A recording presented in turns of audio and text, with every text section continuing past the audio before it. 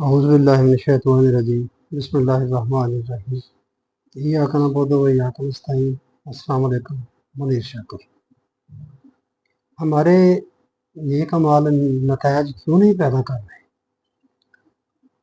قرآن کو ہم نے سائنسی اور میتھمیٹیکلی انداز میں نہیں دیکھا، یہ اس کا خاص مزاج ہے، اس کی طرف دھیان ہی نہیں ہے۔ آئنسٹائن نے ایٹمی توانائی پیدا کی، جس سے آگے ایٹم بم بنا لیا، اس کا تو یہ ارادہ نہیں تھا۔ ایٹمی توانائی پیدا کی، بہت بڑی بات تھی۔ اب جو بھی وہ لوازمات پورے کر لے گا، ایٹمی توانائی بناتا جائے گا۔ وہ تو نہیں ہے، وہ تو مر گیا۔ اس نے جو کیا یہ سائنس ہے، جیسے کیا بالکل یہی حیثیت ایک طرح سے اللہ تعالیٰ کے احکامات کی ہے۔ ان احکامات کو پورا کیا جنہوں نے، جو نتائج اس وقت برآمد ہوئے، وہ جب بھی جہاں بھی وہ احکامات کی تعمیل ہوگی وہی نتائج ہوں گے۔ رسول اللہ صلی اللہ علیہ وآلہ وسلم کا عہد ہمایوں نہایت مختصر سا عرصہ تھا۔ اس وقت یہی دین تھا اور یہی اس کے احکام جن کے ہم آج مدعی ہیں۔ اس نے جو نتائج پیدا کر دیے وہ ہم سب کے سامنے ہیں۔ اس کے بعد 1300 برس سے مسلمانوں میں یہ تمام اعمال، نماز، روزہ، حج، زکوٰۃ، کلمہ پہلے آ گیا، مسلسل چلے آ رہے ہیں۔ لیکن یہ واقعہ ہے کہ اس عہد کے بعد ان اعمال و متقدات نے کبھی وہ نتائج پیدا نہیں کیے جو اس عہد میں پیدا ہوئے تھے۔ یہ ایک ایسا واقعہ ہے جیسے کسی کو بھی انکار نہیں ہو سکتا۔ سوچنے کی بات ہے کہ اس کے بعد ان اعمال کو کیا ہو گیا کہ انہوں نے پھل دینا ہی بند کر دیا۔ اس بات میں زیادہ سے زیادہ یہ کہہ دیا جاتا ہے، کیا بات کی جاتی ہے، یہ مذہب پرستوں کی طرف سے کی جاتی ہے۔ اس وقت خود رسول اللہ صلی اللہ علیہ وآلہ وسلم موجود تھے اور ان کی وجہ سے ان اعمال نے ایسے ثمرات مرتب کر دیے، آپ کے ذات گرامی کی وجہ سے۔ نمبر 2 پہ وہ دور صحابہ کا تھا، آگے آ جائیں خلافت راشدہ پہ، دور صحابہ کا تھا۔ اس کے بعد ویسے مسلمان کہاں سے آئے؟ یہ 2 چیزیں آئیں۔ ذرا سوچئے کہ یہ دلائل کس قدر خود فریبی کا موجب ہے۔ اگر ان اعمال کے نتیجہ خیز ہونے کے لیے خود رسول کی موجودگی ضروری تھی تو پھر سلسلہ نبوت ختم کیوں کر دیا گیا؟ مرزئی نبوت مرزا کے جواز میں یہی دلیل پیش کرتے ہیں، لیکن قرآن اس دلیل کی صاف تردید کرتا ہے۔ وہ برملا کہتا ہے وَمَا مُحَمَّدٌ إِلَّا رسول، محمد صرف اللہ کا پیغام پہنچانے والے ہیں۔ قد خالت من قبلہ الرسول، اس سے پہلے بہت سے پیغمبر ہو گزرے ہیں۔ آفَإِن مَاتَ أَوْ قُتِلَ انقلبتم علی عاقبیکم، یہ آل عمران کی 144 نمبر۔ اگر یہ وفات پا جائے یا قتل کر دیا جائے، وفات پا جائے یا قتل کر دیا، شہید کا لفظ نہیں آیا، آپ خود دیکھ لیں۔ اور قتل انقلب، قتل کر دیا جائے، سوچنے کے لیے آپ کے لیے، جو ہم نے شہید کر دیا، فلاں ڈوب گیا پانی میں، فلاں ہو گیا، فلاں شہید بنا دیے ہم نے، قتل کر دیا جائے تو کیا تم اس کے بعد الٹے پاؤں لوٹ جاؤ گے؟ اس سے صاف ظاہر ہے کہ قرآن کے پیش کردہ نظام حیات کا نتیجہ خیز اور ثمر بار ہونے کے لیے رسول کی موجودگی ضروری نہیں فزیکلی۔ ویسے تو یہ دور نبی اکرم صلی اللہ علیہ وآلہ وسلم کی ہی نبوت کا جا رہا ہے قیامت تک، یہ انہیں ہی کی نبوت میں ہی یہ ختم ہونا ہے، دور چلنا ہے قیامت تک کے لیے۔ خود رسول فزیکلی ضروری نہیں۔ نبوت کو ختم کر کے قرآن کو قیامت تک کے لیے محفوظ رکھنے کا مطلب ہی یہ ہے کہ اب پیغام نبی کے بغیر وہی نتائج پیدا کرے گا جو اس نے نبی کی موجودگی میں پیدا کیے تھے۔ یہ بڑی اہم بات اور بڑا دعویٰ ہے کہ یہ نتائج وہی پیدا کرے گا جو اس وقت پیدا کیے تھے اس نے۔ باقی رہی دوسری دلیل، یہ تو خود نبی کی ذات گرامی کے مطلب جو بات تھی۔ دوسری پہلی دلیل سے بھی زیادہ رقیق ہے۔ صحابہ یعنی کہ دور صحابہ کا تھا، وہاں مسلمان، ویسے مسلمان کہاں لے آئے؟ زیادہ رقیق ہے، صحابہ کو صحابہ نظام قرآن پر عمل پیرا ہونے نے بنا دیا تھا۔ یہ بڑی اہم بات ہے۔ اس لیے نظام قرآنی جو نتائج اس وقت پیدا کر سکتا تھا وہی نتائج ہر زمانے میں مرتب کر سکتا ہے۔ اس نظام کی تو خصوصیت ہی یہ ہے کہ یہ مکان و زمان کی بندشوں سے آزاد ہے۔ इसमें ये सलाहियत मौजूद है कि ये हर जमाना हर मकाम में वही जिंदगी बख्श नताइज पैदा कर दे जो उसने एक दफा पैदा किए थे। हकीकत यह है कि ये दलाइल रवायात परस्तों ने फरेब दही के लिए वजह किए थे। ये बात जो की है ये रवायत पर परस्तों ने बात की है। जब इनसे पूछा जाता है कि अब रसूलुल्लाह सल्लल्लाहु अलैहि वसल्लम के अहद मुबारक की सी शौकत व अजमत क्यों हासिल नहीं होती, तो वो पूछने वालों को ये कहकर झूठा इत्मीनान दिला देते हैं कि तुम अपना मुकाबला उस दौर से कैसे कर सकते हो। बड़ा वजनी सवाल है। क्या तुम अपने आप को सहाबा जैसा समझते हो? हालांकि हुआ ये था कि सहाबा के जमाने में हर अमल उसके नतायज से पहचाना जाता था। ये बात है जो अहम समझने वाली है। जो भी अमल था वो नतायज से पहचाना जाता था। अब तो नहीं, अब तो नतीजा तो है ही नहीं, मरने के बाद आपको मिलेगा। और अब रवायत परस्ती ने दुनिया को रसूमात में तब्दील करके ये अकीदा पैदा कर दिया था कि मजहब के ये अरकान मकसूद बिल ज़ात हैं। ये अरकान मकसूद बिल ज़ात नहीं है, नहीं थे। ये जो मकसद है उसके हसूल का जरिया थे। मकसद क्या था वो बता चुका हूं। ये एक उम्मत थी, फिर इख्तलाफ हो गया, फिर इसको एक उम्मत बनना है, ये मकसूद है और ये सब कुछ उसके लिए है। ये अरकान मकसूद बिल ज़ात नहीं मगर मजहब ने इनको मकसूद बिल ज़ात बना दिया। तुम जब इन रसूमात को अदा कर देते हो तो ये अल्लाह के यहाँ मकबूल हो जाते हैं और उनका स्वाब तुम्हारे नामा माल में लिखा जाता है। ये मजहब रवायत परस्त लोग कहते हैं, जो क़यामत के दिन मिजान में तुलेगा। इससे हर शख्स मुतमिन हो जाता है। चुनाचे अब भी ये हालत है कि जो शख्स हज करके आता है उसे इत्मीनान होता है कि बेहमदुलिल्लाह मैं एक अहम फरीजा से सुबकदोश हो गया। और जो शख्स कुर्बानी दे देता है वो समझ लेता है कि उसने अपनी निजात का सामान मुहैया कर लिया। कुर्बानी के मकबूल होने के लिए बस इतनी शर्त है कि जानवर कान कटा और दुम बरीदा ना हो। अगर इसके कान और दुम साबित हैं और वो काना और लंगड़ा नहीं है तो बस कुर्बानी का फरीजा मा जुमला शरायत के अदा हो गया। दीन के मतलब ये तस्वर पैदा कर दीजिए, ऐसा तस्वर जैसा मैंने अर्ज की पैदा कर दीजिए। और इसके बाद सहाबा तो एक तरफ, फरिश्तों को भी ले आइए। दीन कोई नतीजा पैदा नहीं करेगा जब जिस तरह हम कर रहे हैं उन्हीं अरकान को मकसूद बिल ज़ात बना दिया और रस्मन चली आ रही है।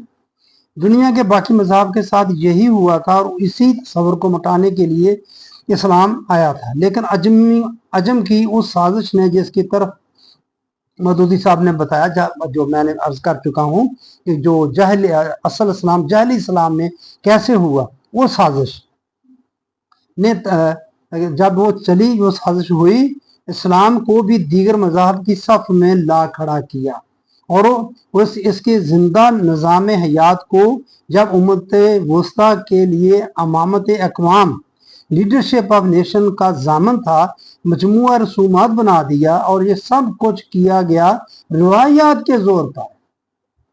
बार बार क्या बात दोहराऊं, समझते जाएं। रवायात के जोर पर रसूलुल्लाह सल्लल्लाहु अलैहि वसल्लम ने जिस तरह अपनी सदाकत की एक दलील मुहकम पेश की थी, क्या पेश की थी, कुरान ही बताता है।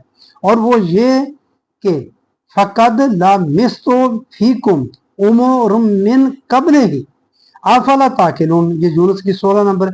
मैंने इससे कबल तुम्हारे अंदर अपनी उम्र गुजारी है, क्या तुम इससे अंदाजा नहीं लगा सकते कि मैं सच्चा हूं ये झूठा। इसी तरह यानी कि ये अपनी सच्चाई के लिए ये दलील अपनी जिंदगी को पेश की। गैर नबवी जिंदगी जो थी वो दलील के तौर पर आपने पेश की कि मैंने कभी झूठ का बोला नहीं। इसी तरह दीन की दलील जो मैं दीन लेके आया हूं, ये क्या करता है। ये सूरत अनाम की 135 नंबर है। इसका मफहूम तर्जुमा कुछ इस तरह से है, इनसे कहो कि ऐ मेरी कौम, ये इसकी बिल्कुल फाज है, कुल या कौम में मालूम, इनसे कहो कि ऐ मेरी कौम, इस बात का फैसला कि तुम जिस नहज पर जिंदगी बसर कर रहे हो वो कामयाबी की राह है या जिस मसला की तरफ मैं दावत देता हूँ वो खुशगवारियों का रास्ता बिल्कुल आसान है। इसमें किसी बहस व जदल की जरूरत ही नहीं। ये तमहीदन ये बात मैंने की, इसका असल जो तर्जमा है वो इस तरह से है, इनसे कहो कि ऐ मेरी कौम, तुम अपने निज़ाम जिंदगी के मुताबिक काम किए जाओ और मैं अपने प्रोग्राम के मुताबिक काम किए जाता हूँ। थोड़ी ही देर के बाद तुम्हें मालूम हो जाएगा कि अंजाम कार किसके लिए है, क्या नतीजा निकलता है उसका।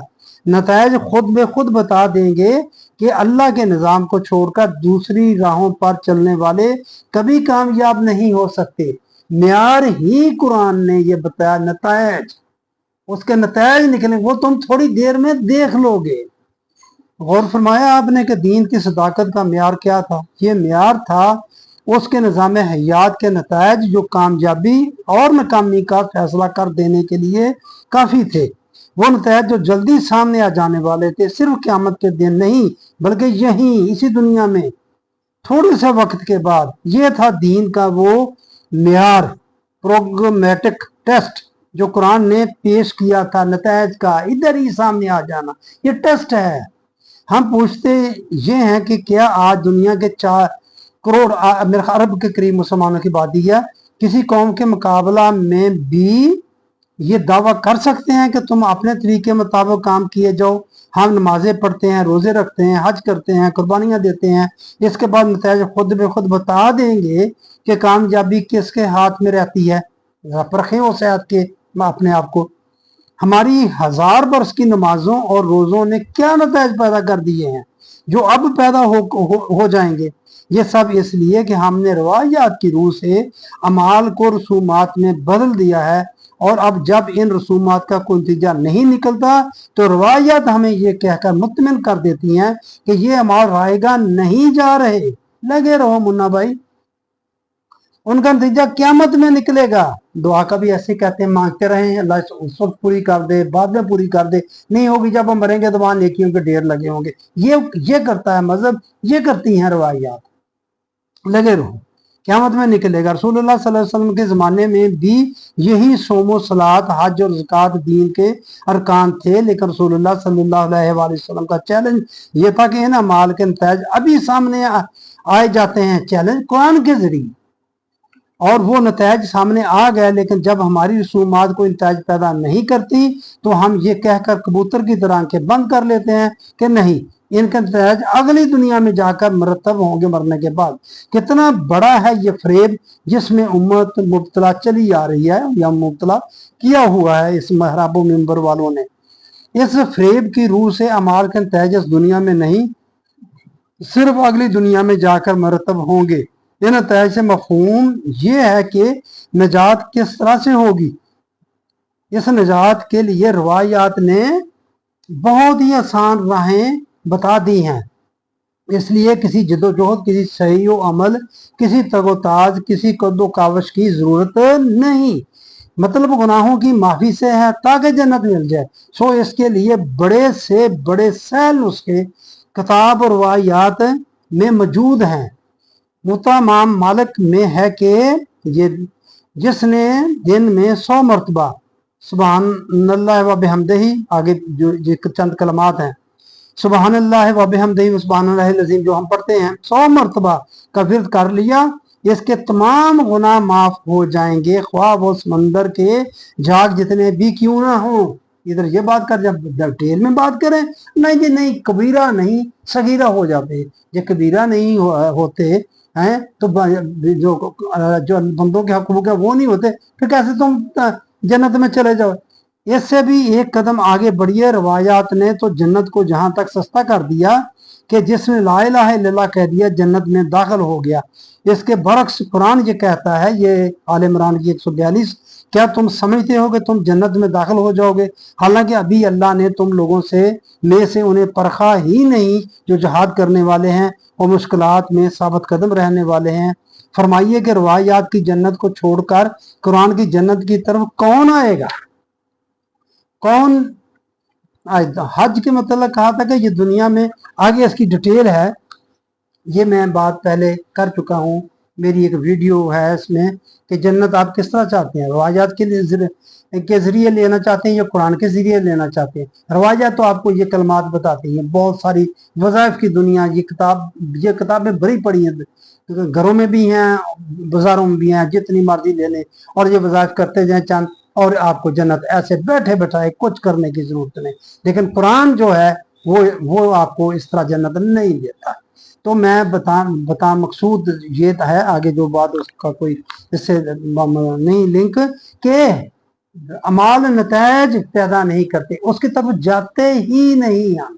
اصل مسئلہ یہ ہے کیونکہ یہ بات بتائی ہی نہیں گئی کہ اس کا کوئی نتیجہ نکلنا ہے۔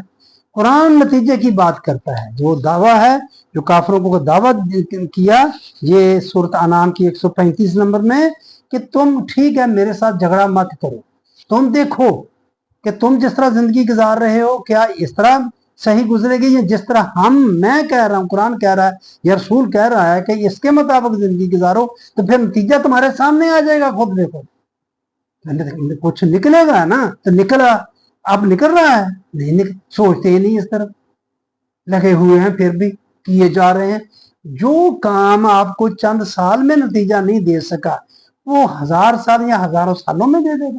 جو دوائی آپ کو فوری طور پر ریلیف نہیں دے سکی وہ آپ مہینہ کھاتے رہیں، جتنی دیر مرضی کھاتے رہیں، وہ اس کا مطلب وہ دوائی ٹھیک نہیں یا تشخیص ٹھیک نہیں ہوئی۔ میں مثال آپ کو دے رہا ہوں، تو وہ جتنی دیر مرضی کھاتے رہیں کوئی فائدہ نہیں ہوگا، لیکن پھر بھی آپ کھاتے جائیں کہ نہیں کبھی تو اثر ہو جائے گا، کبھی تو تندرستی مل جائے گی۔ کیسے مل جائے گی میرے بھائی؟ وہی بات یہ ادھر ہے، بالکل سائنسی انداز ہے قرآن کا، شرطیہ جملوں کے ساتھ احکامات ہیں، اگر تم یہ کرو گے تو یہ ہو جائے گا۔ انتم الاعلون ان کنتم مؤمنین، اگر تم مومن ہوئے تو تم غالب ہوگے۔ اللہ کا حکم ہے، دیکھیں آپ ذرا، اس طرح اور بہت سارے، وہ میں بات پہلے کر چکا، بہت سارے اگر کے ساتھ، شرطیہ جملے کے ساتھ، یہ کرو گے تو یہ ہو جائے گا، یہ کرو گے تو یہ ہو جائے گا، اسی طرح کی بات قرآن بیان کرتا ہے۔ یہی سائنس کہتی ہے، جو آئنسٹائن نے فارمولا بنایا، ایجاد کر لیا ایٹمی توانائی، اب جو بھی وہ پورا کرتا جاتا ہے وہ ایٹمی توانائی حاصل کرتا جاتا ہے۔